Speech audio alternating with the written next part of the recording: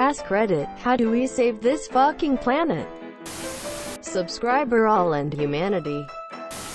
We need to become better educated with how ecology works.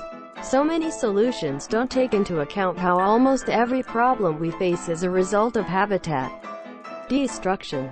Here is one small example. Cutting down forests for logging, real estate, forest fires, human activity that has led to erosion, landslides, flooding, extinction, more carbon in the atmosphere, monoculture wood springing up and being vulnerable to disease and allowing disease to spread quickly and out of control. *1. Move to sustainable and renewable energies. Most people are aware of the reasons here. *2. We have to close resource loops. Energy, water, materials. How can we reuse instead of recycle?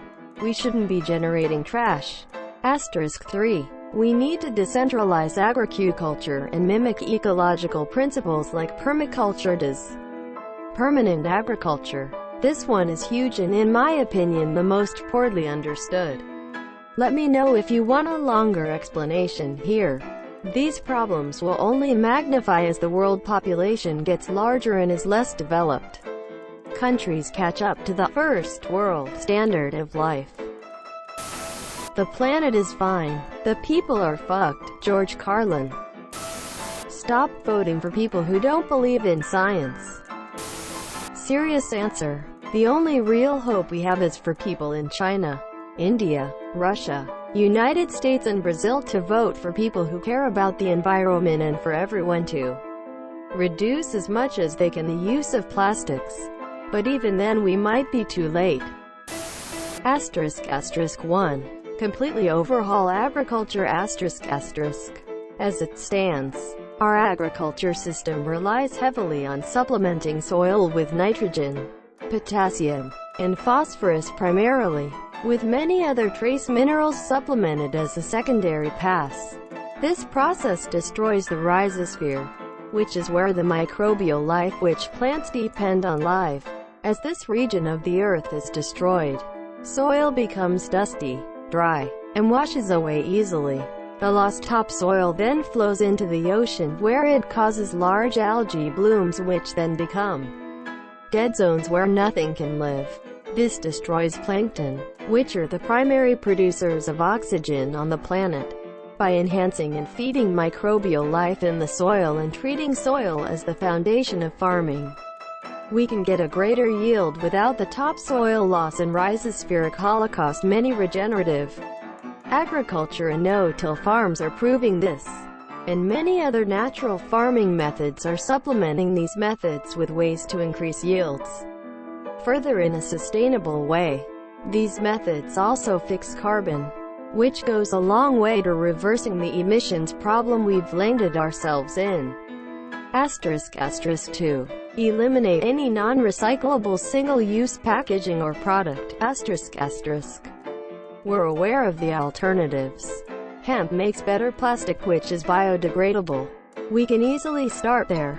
And the process of planting hemp instead of commercial soy and corn would go a long way to fixing the soil, as hemp naturally fixes large amounts of carbon in the soil with its net-like roots. There is no reason other than greed and addiction to the status quo that this isn't happening. Any current plastic producer can easily be retrofit to produce plastic with hemp instead of petrochemicals. *3. Make a World War II-style push to seriously address energy production. Thorium salt-based nuclear reactors, fusion research, geothermal, micro-hydrovortex generating turbines, tidal energy, wind energy, solar energy in that order.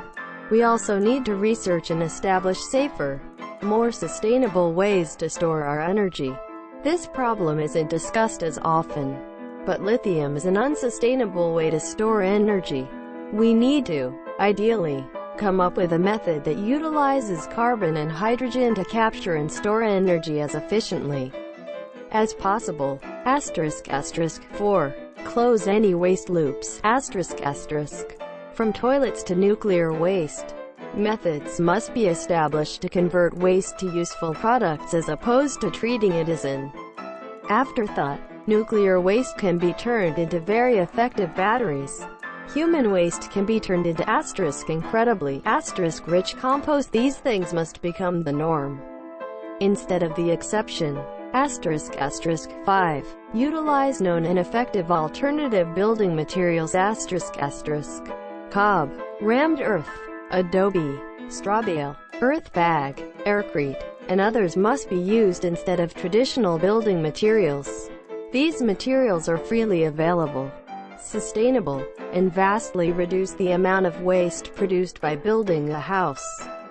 Additional materials like hempcrete and mycobricks can be used to replace standard insulation and are vastly more effective. These materials all are more resistant to fire, earthquakes, and many other potential destructive forces than standard architecture is.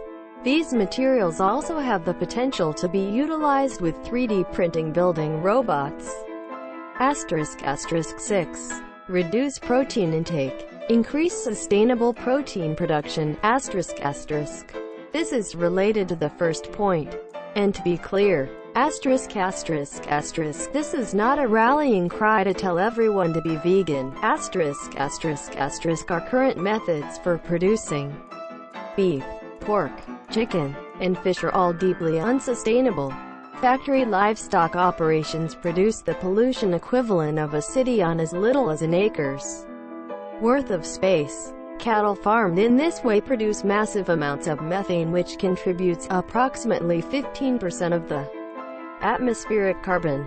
Fish are overfished to the point where the oceans may be devoid of fish by as soon as 2030. There are known effective alternatives to these methodologies. Alan Savory's ranching produces healthier cattle and dairy products while simultaneously regenerating prairie lands. Free-range chickens make excellent pest control on polyculture farms. Pigs make excellent manure and function as nature's garbage disposals. Aquaponics can sustainably grow salmon, trout, jade perch, tilapia, and a number of other fish while simultaneously growing crops in a density much higher than traditional agriculture.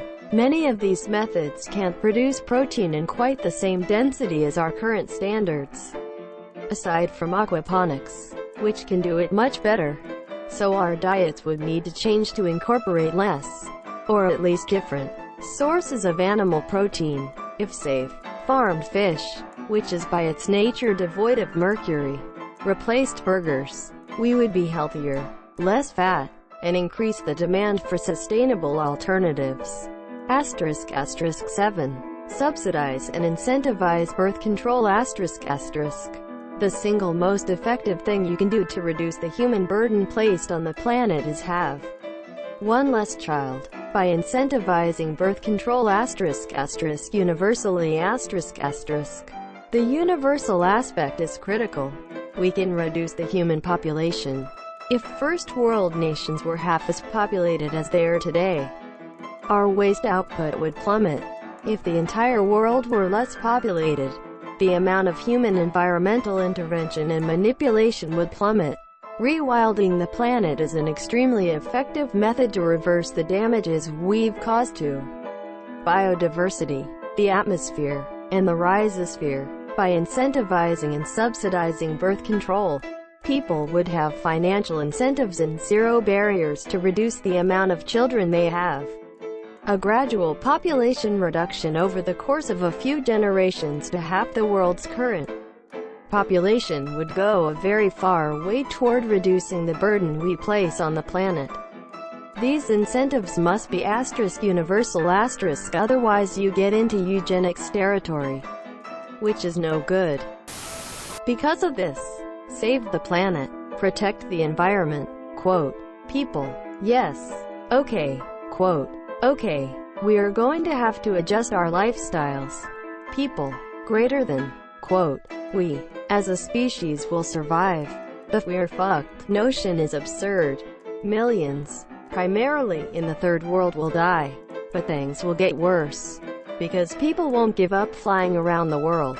massive meat consumption, absurdly inefficient vehicles, and all the other things the individual can do to help. Serious answer. We need to make improvements for the future. If the sea levels will rise, build dams and dikes to save the coastline. If the farmland shrinks, focus on higher yield crops. If the water will be in poor condition, create new filters and filtration methods. Nothing is hopeless. We just have more challenges.